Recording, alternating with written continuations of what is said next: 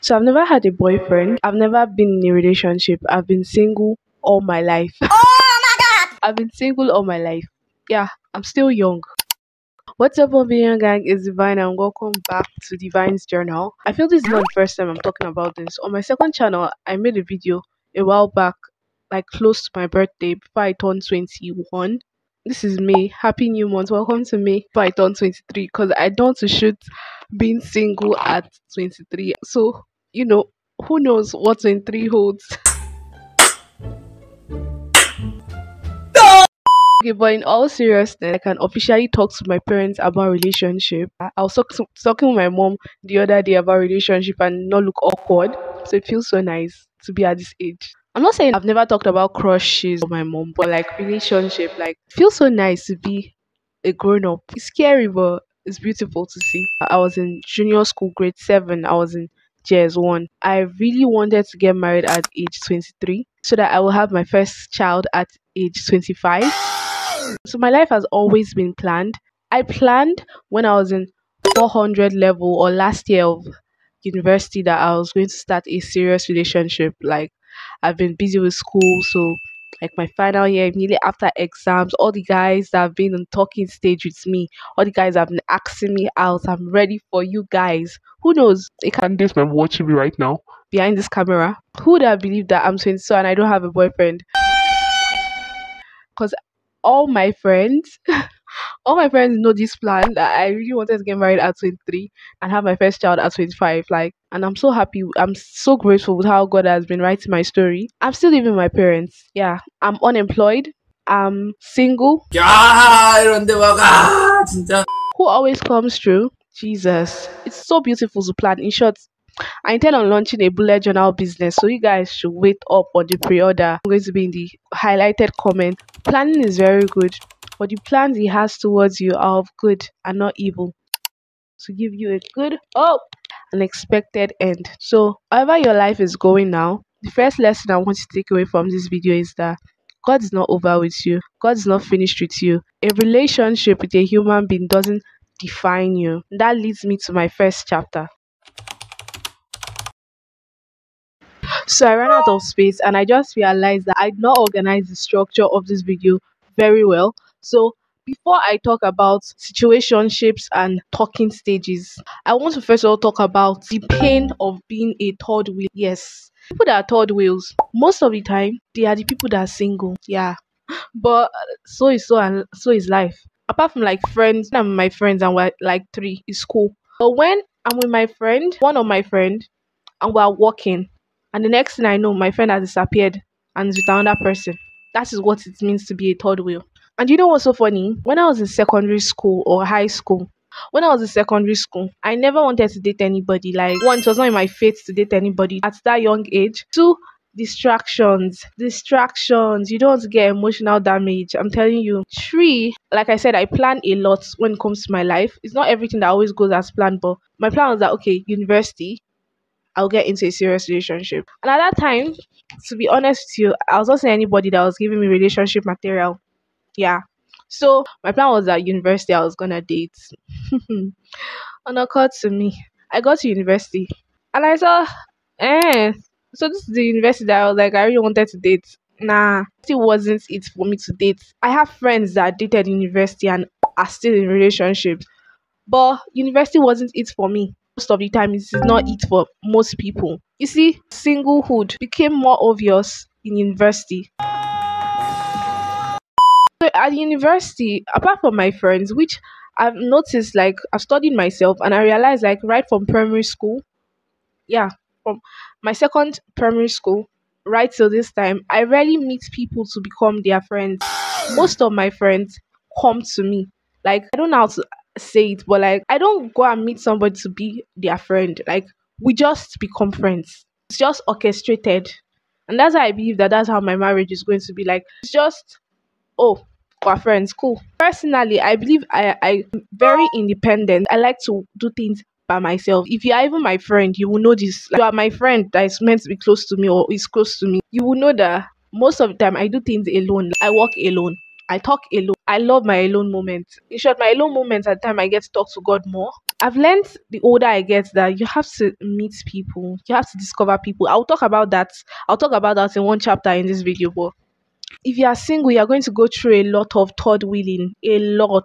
So get ready for it and don't feel awkward, don't feel left out. If you're already in a relationship and you get third wheel, it's not going to pain you as much as when you're not in a relationship. I'm telling you, there are times in university when I'm come back from the library and there's this bridge you have to pass through in front of the girls' hostel in my university, girls' dormitory or hostel, whatever you call it. This bridge is always filled up with boyfriends and girlfriends, and like they're literally standing side by side. I don't know what they were trying to impress, who they were trying to impress, but it was always annoying to me. Very, very annoying. I don't know. Maybe I was pained because of I was single, you know. I mentioned this bridge because of imagine I'm walking with my female friend, right? Or my male friend. And I walk past the bridge with my friend. Okay, we're talking next thing, their second half come. And I become the background. Yeah, that is the pain of being a third wheel. I just want to tell you the lesson to take from this is that you should not feel inferior to the other person or the other person's partner. Like our relationships are for different things.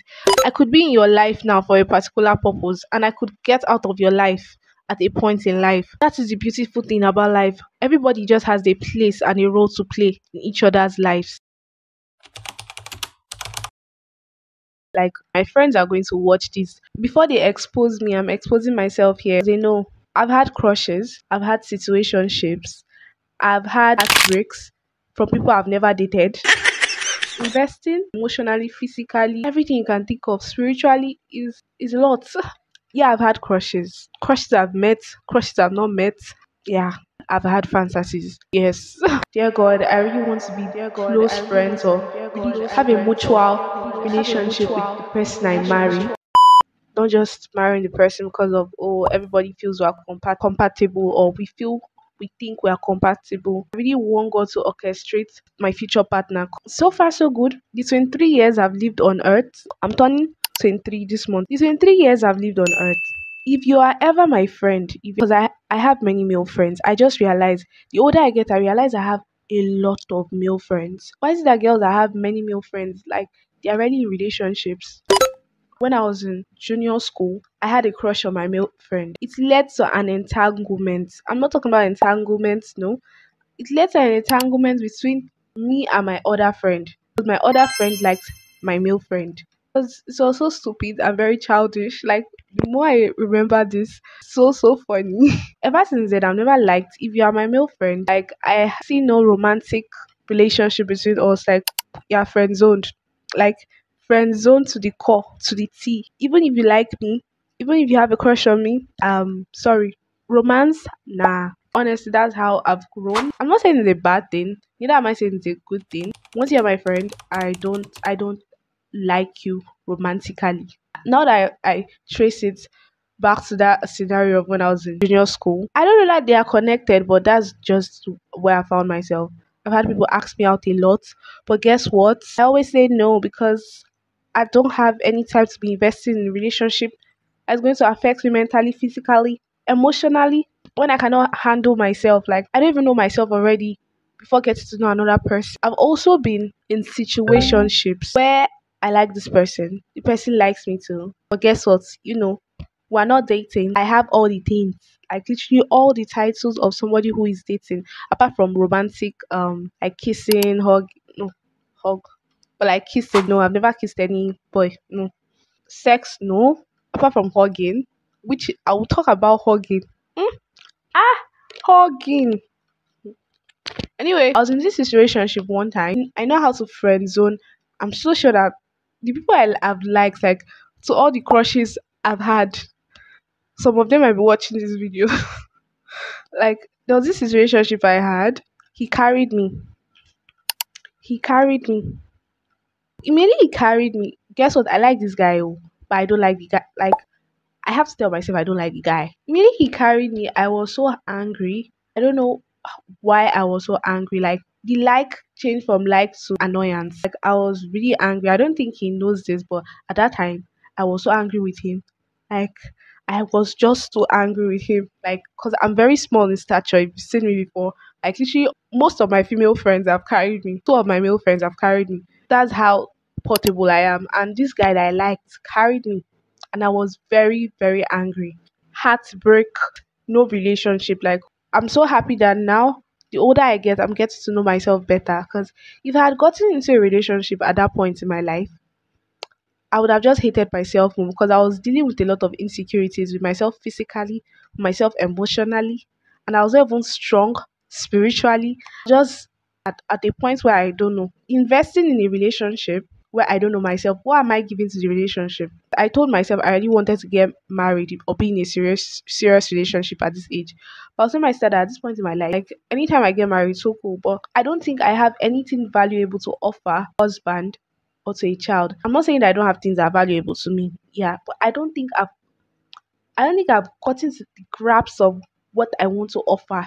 Of course, if I get husband now, I'll marry sharp, sharp. Nobody's going to hold me. I've learned that marriage is not something you should be scared about or you should be scared of. Marriage is a beautiful thing. So if I get husband now and God tells me that is it, sharp, sharp, hallelujah, I'm gonna get married. But what I'm saying is that I'm the point in my life where I don't feel like I necessarily have what I want to offer to a spouse or to my children. So I'm still growing. I've been learning to love myself. Like I've come so far and I'm so happy. And that's what I want to say in this first chapter. Learn to value yourself beyond validating yourself from people. Because if you keep on seeking validation from people, you just keep on getting unnecessary heartbreak, unnecessary emotional damage, unnecessary, totally and completely unnecessary emotional damage. So learn to get validation from yourself and from God, ultimately from God, because you yourself, you hate yourself. But with time, from God, you get to love yourself. Do you understand? Like, love yourself the right way because human beings, we are very flawed. Please don't mind my backdrop. I'm an artist, so I'm very good at improvising. Now that we understand the pain of a third wheel, situationships and heartbreaks, talking stages, have you eaten? Are you okay? Can I have your number? All those things can be traced back to meeting new people. This video is based on my own personal experience. I think the only research I've made about people that are single was when I chatted almost all my contacts and I asked them a broadcast if they were in a relationship. And you know what's so funny? About 80% of my contacts were single and 20% were in a relationship. In short, I even found out people that I thought were single were in relationships. So funny. Singlehood forms a majority, so don't ever feel like you are left out. Yeah. Don't have the fear of missing out because of we're all in this together, we're plenty. You know, in this vlog, I talked about how at this age or this year, I intended to get married when I was like 13. However, how life is going, I know that God is writing my story. A lot of people have gotten engaged this year, but it should not make you feel bad about yourself. Let's go back to the topic, meeting new people. So I realized that most people that are single always stay at home and you can't find a husband at home. You have to go outside. I don't visibly see getting married to somebody from the internet without meeting them. People actually do long distance. That's good. But I said this video is about my own personal experience. I rather know somebody I want to get married to and build a family with. So while we were younger, our parents always tell us, don't talk to strangers, right? But you know what's crazy? The older I get, I realize I have to talk to more people. I used to be an introvert, but now I'm literally like an ambivert because I'm extroverted and I can also be introverted. You have to attend events, go to outings, try to organize events yourself, make conscious efforts to meet people. That's what I've been trying to do from like last year to this time. Try to meet people, not just the opposite sex. Meeting new people as you adult, as you grow, is going to help you, not just networking for benefits, but it's also going to help you. Like I said, I am naturally a loner because of I was an introvert. Like I can keep things to myself. It has affected my relationship with strangers. I don't just talk to anybody. I'm not on the verge of saying that I belittle people. This person is not my class. This person, no. It's just that I don't just talk to anybody. One, there's insecurity in this country, Nigeria. A lot of insecurities. And two, don't know what to expect, how they think, their own ideologies to life. But that's the beautiful thing. The more I've started talking to people, the more I discover a different side to how they see life and how we're very different as human beings. Don't be afraid to talk to people. That's what I want to say in this chapter. Don't be scared to talk to people. Somebody asks you out and you reject them or you turn them down. Don't be afraid to see them eye to eye after that scene. Like, there's this guy that asked me out and is married now. Another guy like on my street and he has asked me out before. I'll pass my streets now. Won't I pass my streets? I'll see him. So don't be afraid to talk to people. Relationship doesn't always have to be romantic for it to be a relationship. Remember the Great Commission. You should go to the ends of the earth and spread the good news. And just forming a relationship, it doesn't have to be a close bond. Just even saying hi, how are you? Oh, I saw you last week. Oh, hope you are good. Is enough relationship. That also leads me to this point. Know your boundaries when you're meeting people. Like I told you, I was annoyed when a guy I liked carried me. That relationship was not defined. It was on a whim relationship. I tried to friend zone, family zone that relationship, but it was so not defined. So have a defined relationship so people know you for your principles. Because once they don't know your principles, they can do anything to you. Like I've been angry with my real friend before for not knowing boundaries. Like I had to learn it. So you guys out there, and I'm telling myself because this is my journal. Set your boundaries, set your principles straight. Let people know you for your boundaries. I think that's one thing that helped me when I was in 100 level. Like people knew me. Oh, this person, the exam hall, you can't ask her for anything. But before exams, I will answer you with all my strength. When it comes to relationship, you should also set your boundaries. Even if you are talking to a stranger and you're trying to be friendly, there are boundaries, limits. My close friends always joke about me being in a relationship. I don't know where they've placed my standard of a partner to be very high, but I am a very romantic person. Like if you know me, even if you are my female friend, I'm a very romantic person in real life. My love language is service. Like you might not be the finest person physically. Service. Oh my god. Like just rendering a service might not be me to people around. Like doing something for people is what gets to me a lot. And that's another point I want you to know. Because of you're trying to set boundaries with your limits and your principles, you should also understand yourself so that you don't fall victim of yourself. Okay, your love language is physical touch. Don't fall victim of physical touch from any stranger just because of you like physical touch. Your love language is service. Don't fall victim because of somebody's giving you gifts or somebody's doing stuff for you. Don't fall victim. Don't fall victim. Of course, I'm learning a lot to be vulnerable with strangers because what could possibly happen? I feel like people should be more vulnerable because you cannot shame the shameless. I can shame myself by myself. You can't shame the shameless. I feel people should be more vulnerable. If everybody is more vulnerable, we'll live more in love because we're not trying to hide things and we're more open to each other. And I feel like that's the basis for any relationship. If you made this far, please let me know in the comment section. What is your love language? I told you guys my own love language is service. Service just makes you look hot. Like, let me know your love language in the comment section.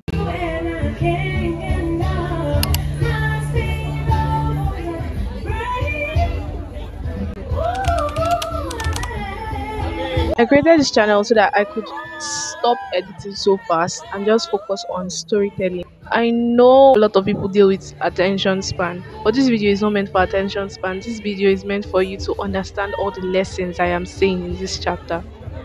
So since we have talked about meeting people in school, after you graduate, once you leave university or college, immediately you graduate from high school, immediately you graduate from secondary school, the question that people ask the most is, what are you doing now? Like, I hate that question so much. I'm not like I said, I'm unemployed like by somebody right now. But I hate the question a lot. Like, where are you working now? What are you doing now?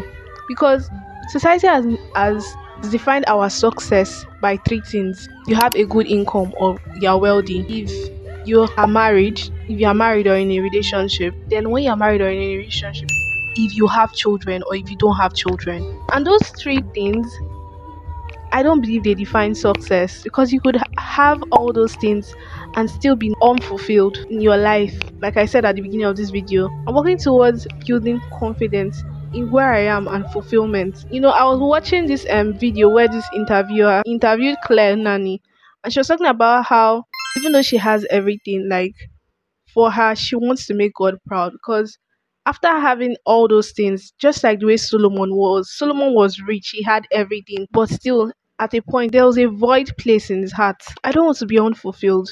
It's so hurtful because unconsciously ourselves we keep on comparing ourselves to other people. You guys graduated school the same time. This person now earning millions of naira or millions of dollars, and you've not even gotten a job. Or this person traveled out of the country and you're still in the country. Or this person is no. Comparison is the thief of joy. It is a killer of joy. This is if you don't take any lesson out of this video, I want you to take this one. Stop comparing yourself. Stop comparing your life to what you see on social media. Shots, reels of different couples. And you're like, God, when? Yeah, it happens to all of us. But stop comparing yourself. With time, you will get there. Because if you can't appreciate who you are, when you finally get that thing that you're asking God for, God, when? You won't even appreciate it because you've not appreciated yourself without it. I really hope this video was very inspirational. I really hope it's brightened up your day, even if you are single. Grab an ice cream, grab a drink, enjoy life. Your partner will come. God's writing your story. Stop comparing your time. Stop comparing your age. Stop comparing your finances. Stop comparing your skin. Stop comparing your looks. Stop comparing your intelligence. Stop comparing your creativity. Stop comparing everything you have to other people. Walk in the lane of the Holy Spirit. I'm still telling myself this. Like I said at the beginning, I'm really praying to God. God, please let the person I married, let us be compatible. Let us not just think we are compatible. Let us know each other and meet each other where you are. Really, I'm saying this again. When you have something that you really wanted, if you don't value yourself without that thing, when you finally get that thing, you might also not value it. My birthday is coming up on the 17th. If you are born in May, let me know in the comment section. Welcome to the month of rain because rain is finally falling. I'm working behind the scenes on my bullet journal, which I will hopefully be sharing on this channel. The behind the scenes. I'm trying not to procrastinate. I'm taking this self-development course. God helps me. Next week, I'm going to be uploading a video about how I want to glow up. And it's not just how I want to glow up, how I'm actually learning and I'm glowing up little by little because obviously, as you can see, I'm glowing, baby. Thank you for being part of my community. Thank you for subscribing. Thank you for sharing my videos. Thank you for being here. I really appreciate you and I don't take you for granted.